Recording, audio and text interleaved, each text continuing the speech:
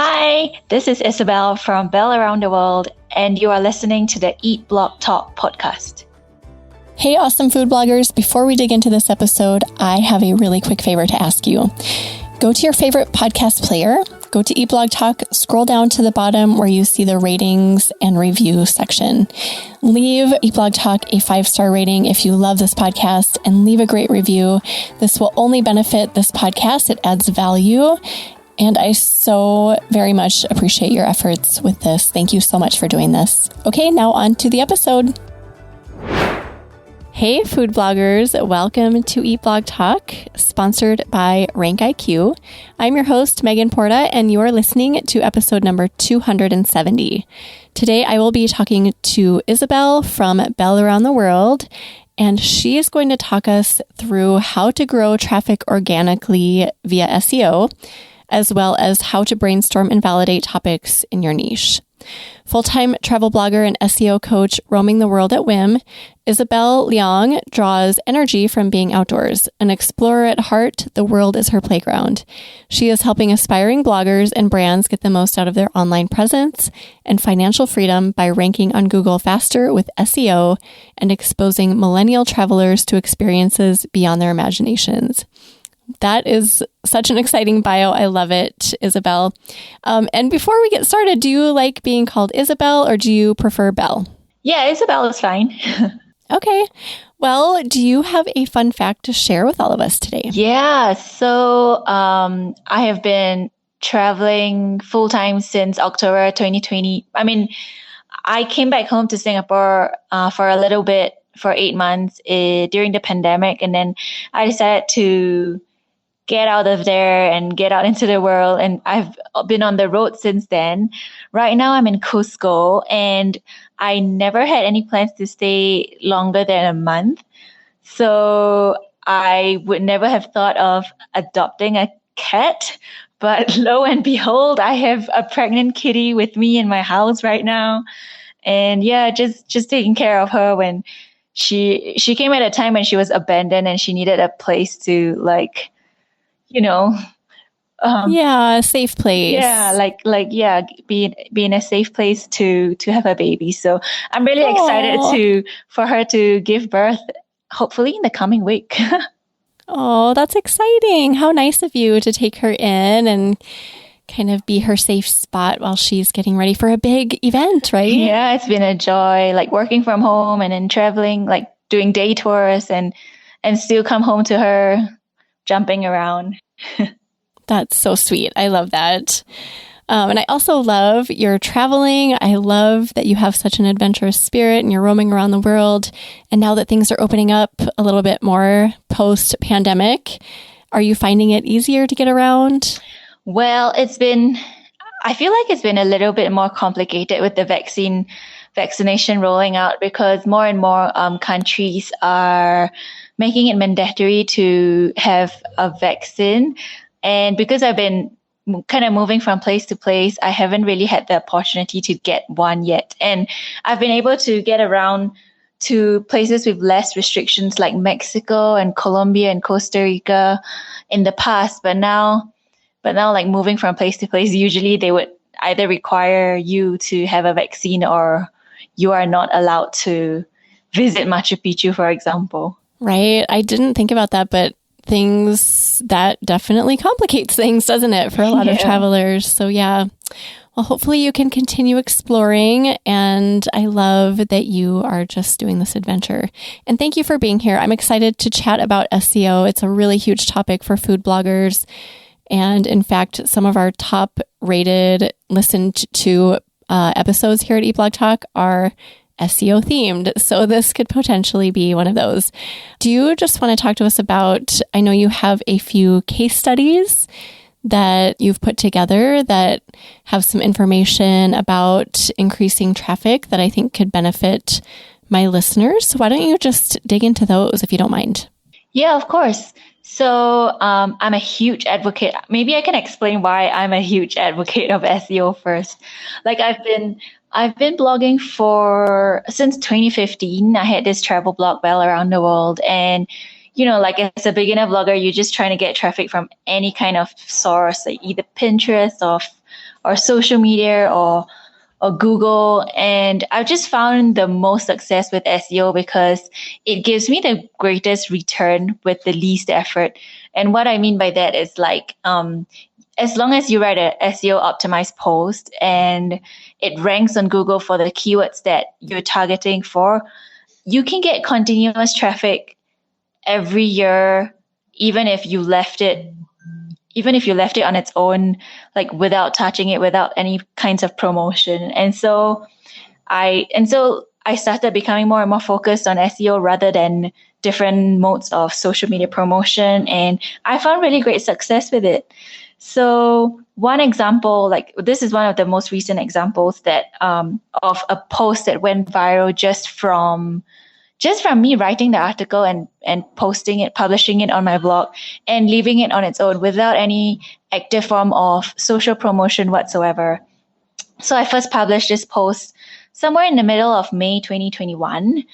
And then I left it on its own. No social media promotion, no reposting, no trying to get backlinks. I don't think I even indexed it on Google Search Console. So everything was really just left on its own.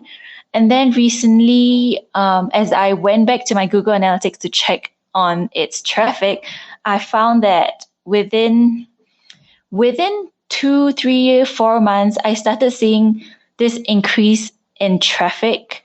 So I published it in middle of May, and from August onwards, it started increasing in traffic. And as of the end of November, I've found that 90% of the traffic came from just organic search on Google, just from people searching that particular keyword that the article was targeting for. So just looking back at what I've done, I can pull out a couple different factors that contributed to this growth in traffic. When I went deeper into the research, I found that it has even gotten backlinks just organically without me like going out to hustle to do any outreach. I have earned 10 backlinks, of which 6 of them are unique to different domains, and it ranks for 924 keywords, and it gets a monthly average traffic of 2,500. So those backlinks can actually come naturally if you produce the right content without you having to go search them down. Yeah, absolutely. So what is your strategy? Can you talk us through it? Yeah, for sure. I'll list a couple factors that would contribute to having an SEO optimized blog post. So for those that are relatively new to SEO, some of the most fundamental SEO, on-page SEO tips are to have your target keyword as close to the front of the title as possible. And if you are writing a listicle, include the number in the title. So like, for example, 10 best vegan recipes. I'm just pulling it off my head now. Yeah, so to include the number in the title rather than just listing best vegan recipes. Why is that? Why would you need a number there? It has been shown to drive better clicks. Like people tend to click on titles with numbers better than those that don't. Okay, interesting. Yeah. And then here's a question I have. If I go back and change it, so let's say I start a roundup with 10 and then I increase it to 13, do I just put like 10 plus? Or do I change it to 13? Or what do I do there? I would say to put 13. So then the readers would have, like, they already know what to expect when they click on the post. But you can always experiment and see what your readers prefer. Yeah. Okay. So what else? What are some other tips for on-site SEO? For sure. And of course, you want to sprinkle your keywords throughout the article. Like if you were trying to rank for vegan recipes, for example, you want to sprinkle it throughout the article. You want it to be in your introduction, in the body, in your H2 and H3 headers, in your concluding paragraph as well. So really have a mixture of keywords throughout the articles, and also there's this term called Lsi Keywords, which is, it's short for latent semantic indexing. And these are words related to your main keywords, but are not synonyms. So just for example, let's say I was talking about where to go clubbing in Amsterdam, then some LSI keywords would be nightlife or drinking or party and music. And so because all these words are used frequently together, it helps Google understand the context of the article. And instead of just, pasting Amsterdam clubs throughout your whole article, which might backfire because that's a way of keyword cannibalization. A way to combat that is to use LSI keywords, which is keywords related to your main target keyword. Is there a way to figure those out easily, or are you just guessing with those? I would say there are a couple of SEO tools that do suggest these LSI keywords. I know there's one called Surfer SEO, but apart from that, you can do a Google search and see when you do a Google search of the keywords that you're trying to target, you can take a look at like the competitors, those sites that are ranking in the first page, and get a general idea of what type of topics they're talking about within that main topic. Don't tools like SEMrush kind of do that? They have optimizers. I know RankIQ, which is a keyword research tool that I use and absolutely love, does that as well. They optimize your content within their tool so that you can see some of those words or keywords or phrases, exactly what you're saying. Like they're related, but they're not the same thing. Mm-hmm. Yeah. The keyword tools are really good. I really suggest, like if you really want to get serious about blogging and getting your articles ranked on Google, you definitely have to invest in one keyword research tool or another. Do you have preferred keyword research tools? I always like to suggest for very entry-level bloggers to start with Key Search, because I think it's around $10, $11 a month, and it's kind of the most entry-level keyword research tool out there. And the barrier to learning isn't as complicated as most other SEO tools I found. Like I know SEMrush, when I first tried to go on it, it can be a bit overwhelming to people who are completely new to SEO. Yes, I agree with that. I think I find SEMrush personally extremely overwhelming, and that's like looking at it, that's just not the way my brain necessarily works. I know a lot of people who use Key Search and they absolutely love it, and it's affordable. I mentioned RankIQ. I could not speak more highly of that. Have you worked with RankIQ at all? Actually, no. I will have to check it out. Yeah, it's amazing. It actually focuses on low competition keywords. For me, it's been more effective than any other tool that I've used. I have ranked so much higher so quickly with a lot of the keywords that I'm using from there. So I just wanted to mention that. Wow. Yeah. Wow. I'll have to check it out. Yes. Everyone should go check it out. It's wonderful. So what are some other tips that you have as far as on-site SEO? Yeah, I would say to try to break up your paragraphs, because a lot of users these days are mobile readers. And so if they see huge chunks of paragraphs, they're just going to be put off and leave your site. So try to have shorter paragraphs, maybe 2 sentences, and then the next paragraph, 2 sentences, 2 or 3 sentences. And another way to make it more readable as well is to include images, which you should optimize with the alt text as well. So by that, it's putting your target keywords into the alt text of your image and the description and the title. That's great. Is there anything else before we move into your specific case studies? No, I think that's about it for those that are trying to start out to write and optimize SEO optimized posts. All right. Awesome. Those are great tips. So tell us about these case studies that you have. Yeah, so I was working with this travel tour company sometime in April. So I was in Mexico then, and I was working with them as a travel blogger to promote their adventure tours. And when I was speaking with them, I realized that because of the pandemic, a lot of people are not traveling, right? And tourism has been really hit hard. So all these tour operators who used to have brick and mortar stores, they no longer have that audience who would come in to inquire about tours these days. And so this tour operator, he realized the need to be more present online. And so when he found out that I specialize in optimizing websites to rank on Google, he reached out. And so I've jumped on and helped him with his website traffic, with his to optimize his online search presence. And so when I first started in April, I was really fixing everything. I was going through I was doing an SEO audit and fixing all of his website, the back end side of things, as well as the front end side of things. And so April, May, June, I was working on a lot of that. And then when I was doing a review a couple months back, I've realized that his organic traffic, and by that I mean traffic coming from Google searches or Bing searches or Yahoo searches, it has tripled since April. Wow, since April, so not even a year.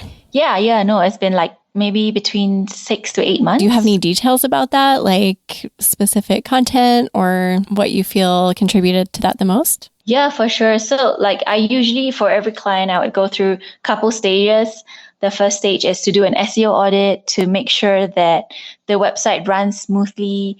Like site speed is a very important factor for SEO as well. So optimizing site speed, and by that, it's kind of the easiest way to go about it if you're not keen on technical side of SEO is really to look at your images to see if they are optimized in size. So for example, if your blog post is only showing a maximum width of 800 pixels, there's no point uploading a blog post that's 3000 pixels, which is usually the size of a normal picture, like when you take with your camera or when you take with your phone.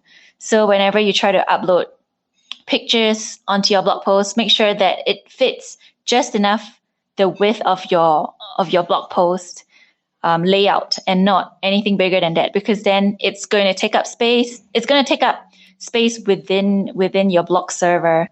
And so all of that, I mean, if you have 10 images, it's gonna really weigh down the site speed of the blog post. And so that's one thing it's the easiest to fix. It's the easiest to do in order to optimize site speed. Let's take a really quick break to chat about RankIQ, a powerful keyword research tool that every food blogger should be using, in my opinion. It contains a customized library filled with keywords that actually apply to specific food blogging niches. Some of the niches included are appetizers, chicken, chocolate, cupcakes, gluten-free, keto, meal prep, sous vide, air fryer, barbecue, sides, leftovers, and so many more. That is just a handful of them.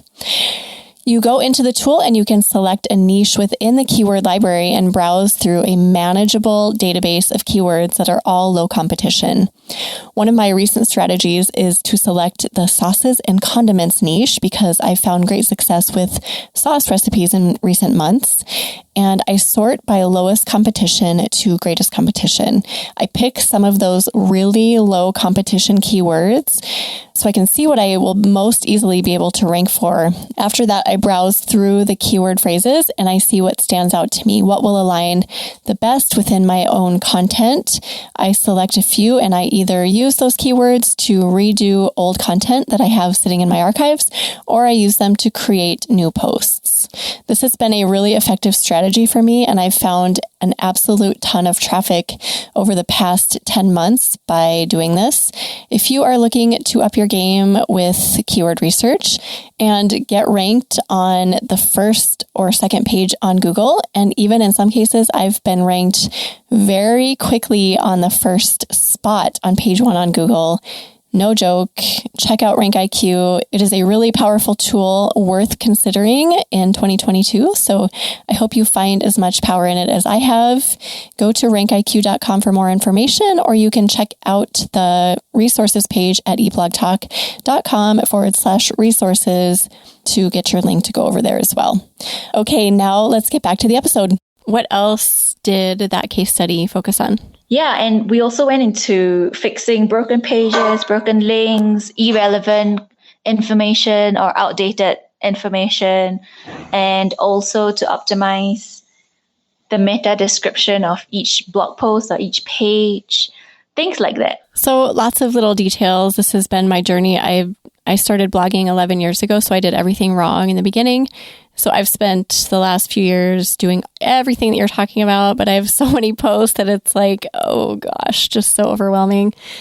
So I'm very familiar. It's a lot of little things, but they definitely all add up as far as time commitment goes. And it can be a super overwhelming project.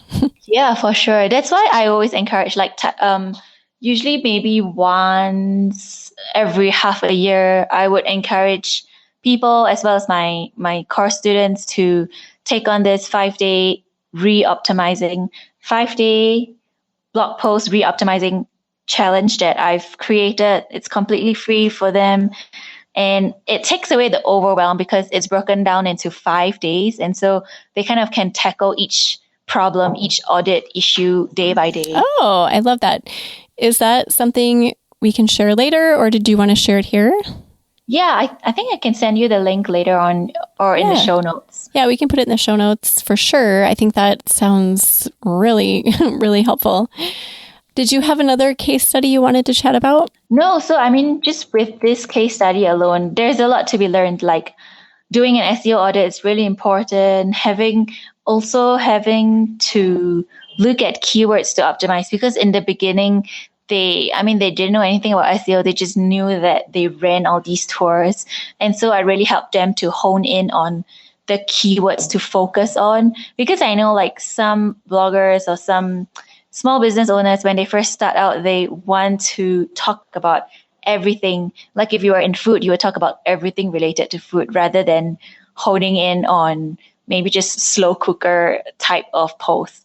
And so it's really all about honing in on keywords, because Google also looks at the overall keyword density of your site. So like, for example, if I'm a travel blogger and I wrote about fashion and I wrote about skincare and I wrote about travel, then Google's going to have a hard time understanding what my blog is actually about and subsequently what to rank the blog, because they want to rank blogs that are an expert in a certain topic. Like if you blog about Scotland travel, you only write posts about Scotland travel, and Google will recognize that you're talking about everything related to Scottish food and culture and all that. So then a Scotland travel blog is going to be ranking much easily than for Scotland related posts, for Scotland related searches, as compared to like a general travel blog. I love how you explained that. I haven't heard anyone explain it quite like that. So thank you. And yeah, this is why we want to establish credibility on certain subtopics, right? Like we're food bloggers. Obviously, we create recipes and food. But figuring out what those subtopics are and really focusing on those is kind of what you're saying. Yeah, absolutely. Okay. That is awesome. Is there anything else you wanted to say about that side of it? So the organic growth through SEO, or should we move on to validating topics? Yeah, we can go on to validating topics. Okay, so what do you think? How do we brainstorm and validate those topics that we want to write about within our niche? Yeah, so say, for example, like I'm actually currently working on an article about things to do in La Paz, Bolivia, where I was living for the last 3 months, and I want to create a blog post about it. Say if you didn't have a SEO tool right now, you can always go into Google search because it tells you so much. So when you go into google.com and you hit on the search bar, you want to search a generic term, for example, I would search La Paz, Bolivia. And before you hit enter, there's usually a drop down that lists different variations of that keyword phrase that you're typing out. So for example, La Paz, Bolivia, population, La Paz, Bolivia, weather, La Paz, Bolivia, altitude. And then when you actually hit enter and the result page shows up, there are different featured snippets. Like, for example, people also ask, and then they would have a list of different questions related to that target keyword phrase that you just typed in. And that's not all. If you scroll down, sometimes you can see the video featured snippet that shows different topics related to that keyword phrase. And if you scroll all the way down, you can usually see like a box with even more long tail keywords that you can think about within that target keyword phrase. And so this is one way to, because I know a lot of bloggers kind of struggle with content, with a writer's block, and not knowing whether or not that topic that they want to write about is worth writing. So this is one way to see what people are asking, what people are talking about related to that core, that main keyword phrase. And and there are also different keyword Chrome extensions. I know Keyword Surfer has a Chrome extension which gives you, it's a free extension. Once you install it, they will have a sidebar that shows you what the volume of different keywords related to that main keyword phrase that you typed out, and the different volume of searches each month. And Keywords Everywhere, I think, is one of those two. I know you do have to pay. You pay very minimally. I think I pay like $10 a quarter, but I use that pretty often too. And it does the same thing, I think, is what you're saying with, was it? Keyword Surfer. Keyword Surfer. That was it. So I have a question about using Google. So I think it's such an underrated strategy just to go on Google. It's free. It's easy. Everybody knows how to use Google. We should be utilizing it more often. How do we prioritize what we're seeing? So we see all those different, like the boxes with the questions, and do the first questions that pop up mean they're the most popular? And do we include those questions as H2s within our posts? How do we kind of organize all of that information?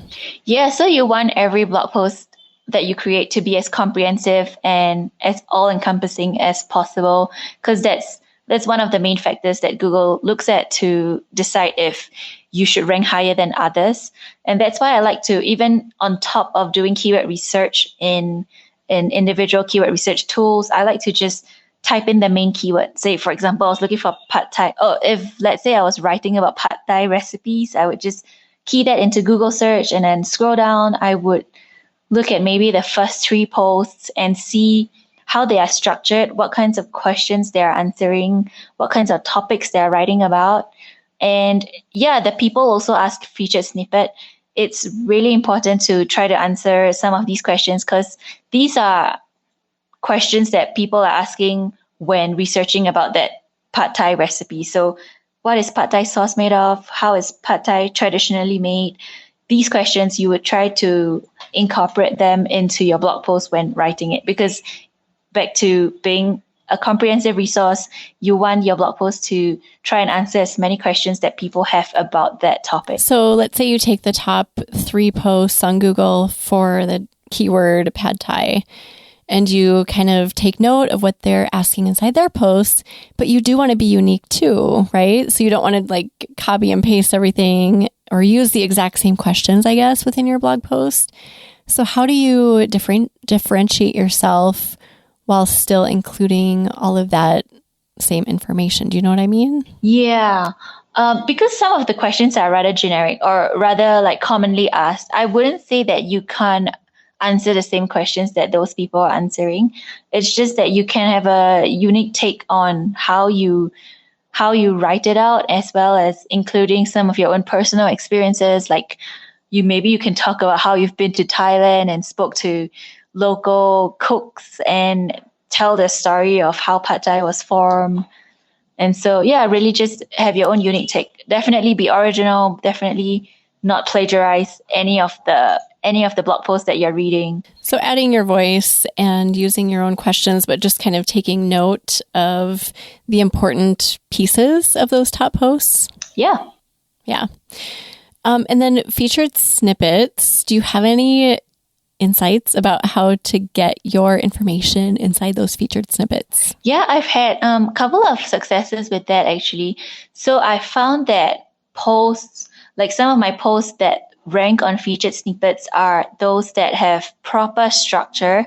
So there was one post that I was writing about things to do in Lisbon, I believe, and I would write, I would have different headers where I talk about the weather in Lisbon. I would talk about how to get there and things like that. And so when I have those headers in my H2 or H3 heading, Google would pick out those, and they would actually when I search incognito in those target keywords that I was trying to target that blog post for, I have found that some of these headers end up appearing below my meta description. Yeah, so if you're answering, like even when you're answering the questions on featured snippet, you can, so like what is pad thai sauce made of? You can turn that into a H3 heading or H2 heading and then put your answer below that. And so sometimes it can appear in a featured snippet because like Google, like, they kind of copy and paste. If they see what is pad thai sauce made of in your post, it's easier for them to detect the question and show the answer. And then I've always had this question. I don't think I've ever asked anybody. Do you need to be exact word for word with the questions? So the questions you see that pop up on Google and maybe also on a tool like Answer the Public, do you need to exactly post like word for word? I would say it increases the chances of it being picked up and being shown in the featured snippet, because that's the way, that's how people are asking. So I know different countries have different ways of speech, and so like when Google goes back to detecting the keywords, it's easier for them to detect it if it's asked wholesale, Because sometimes it's kind of awkward the way the question is presented, like. It'll be something like, instead of what is pad thai sauce made of, it'll be something like what pad thai sauce is or something like that. Yeah, no. I think, when it comes to that, then you definitely want to be as coherent as possible, not just regurgitate things that Google are pulling out. Because it helps with user experience, which is also another factor of Google SEO. Having a good user experience when people are enjoying and staying on your site longer, that is a signal for Google to show that, people are enjoying this blog post. They're answering the questions that they are typing out on Google search. And so that helps to prioritize that. And so that Google prioritizes these blog posts. Yeah, I like that. The way you said that, that kind of just gave me permission to not do everything word for word, because I feel like this is the Bible as far as, like what an H2 should read. So I tend to just put it word for word in, but it makes more sense to me that we're catering to the user ultimately. So we need to actually make sense with our language. Yeah, for sure. Like user is always number one. So you should always be catering to your audience's needs and preferences. Yeah. Do you ever use Google Search Console as a keyword research tool? Yeah, but usually for optimizing my old blog posts. So I would pull in the keywords that particular blog post was already ranking for and go back to re-optimize that blog post with what keyword research, with what Google Search Console is showing me. So for example, if I realized that there are certain keywords on Google Search Console that are getting traffic to my blog post, but I haven't been including a lot of those keywords. When I go back to re-optimize that blog post, I would incorporate those keywords from Google Search Console, which helps with re-ranking that old blog post to a higher search result. So going to maybe like a specific page on Google Search Console and then checking out the queries, right? Yeah, for specific blog posts. I think somebody else gave me this piece of advice too, because I remember doing this for a handful of my top posts, but I would go to queries and then I would just kind of peruse what was there. And if I saw something that I did not have inside of my post, I would try to organically include it. Mm-hmm. Yeah, that's another way to just look at your whole blog as a general if you wanted to do just a general re-optimization, you could just look at the main page and see what are the top queries. But my other suggestion was, like, if you already know that a certain blog post was ranking maybe in the 8th or the 11th position, and you want to bump it up to the first result of that particular keyword, then a very powerful method is to really just plug the whole blog post URL into Google Search Console and see what it already is ranking for the different queries, the different keywords, and then go back to re-optimize it with those keywords that have not been included in that blog post. Yeah, I feel like there's so much you can do to optimize content that it just gets a little overwhelming. There's obviously a handful of different tools you can use, whether it's old content or new content. You've got the standard free options, Google Search Console and Google. So where do you recommend starting if somebody's listening and they are just kind of getting started out with food blogging? What do you recommend they start with? If you want to opt for free tools, I would say start with the free Chrome extensions. Start with just searching, doing your basic Google search to see if they are in demand. And also, there is this website called answerthepublic.com, where if you input like a general keyword topic, it generates hundreds of different questions that people are asking for. But that's kind of broad because it gives you topic ideas to when you are trying to brainstorm that broad topic, but it doesn't really hone in on like the demand of each long tail keyword. So that's a starting point if you're looking to just expand the number of topics that you're writing about, because it shows like hundreds of different kinds of questions that people are asking about related to that topic. I personally use Answer the Public for my FAQ sections in WordPress. So if I'm just doing something really broad, like FAQ about lemons, I'll type in lemons and then I'll just get like the top search result or questions, I guess, that are asked about lemons, like, are lemons acidic? Can you bake with lemon? And then I'll put those in within the post within the FAQ block. So that's personally how I use Answer the Public. Yeah, but I would say I think Google search is good enough for beginners who don't want the overwhelm of having to learn the different ranking factors and DA and domain authority and page authority and long tail keywords and all that.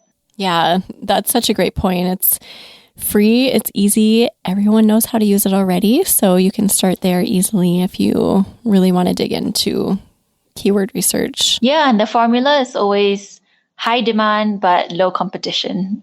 And that's where anyone can start. Yeah. Oh, that's a great formula. Is there anything we've missed, Isabel, about any of this? Do you have anything else to add before we start saying goodbye? No, I think we've covered quite a number of topics within SEO. There's just so much to learn, and it's always a continuous learning journey. And that's what I like about it. Like, you see results once you implement once you experiment and implement different tactics within SEO. Yeah, definitely. And there's such a big, I think you said this early on, there's such a great return for little effort if you actually put the effort in. And do that keyword research up front and don't just like push something out and hope that it does well, but put some thought into it and some research into it. Now, you mentioned your SEO training course, which is free, and we will link to that in the show notes. But do you want to tell us just a little bit more about that here? Sure. It's for bloggers who already have a blog, and they're kind of like, they know that SEO is important, but they don't know where to get started. So this little video training shows some more specific steps on how you can implement SEO to your blog without all the overwhelm. Great. Well, everyone should go check that out within the show notes for sure. That sounds super helpful. Your show notes, Isabel, can be found at eatblogtalk.com/Bel Around the World, and Bel is just BEL. Do you have either a favorite quote or words of inspiration to share with food bloggers today?